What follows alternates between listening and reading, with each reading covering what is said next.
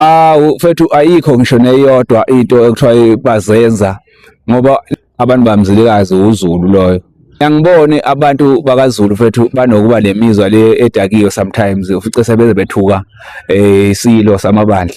Ngibuze ukuthi kusho laba abantu banamandla ukuthi bengabathuka oyise babo ngenxa yokuthi bayabakhuza. So ke Zulu omnyama ake ni understand-eke umlando vela ngenzela utshintshe ama-feelings enu luntshintshe ngemizwa yenu nangendlela zenu mhlasimbe nangokulamba wena nangenzondo zenu.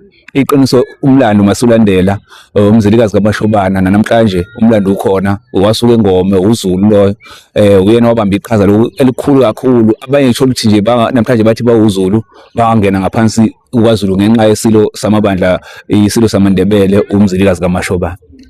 So lokho-ke lokhu kusenza sibe sodwa akukho futhi esikucelayo noma sike futhi esikuncengayo futhi akukho esikukopayo esikukontelayo ngisiyithi nje kuyilokho nje siyintonye siyiso uZulu siwamanguni futhi ngiyangithi mina sengibaleke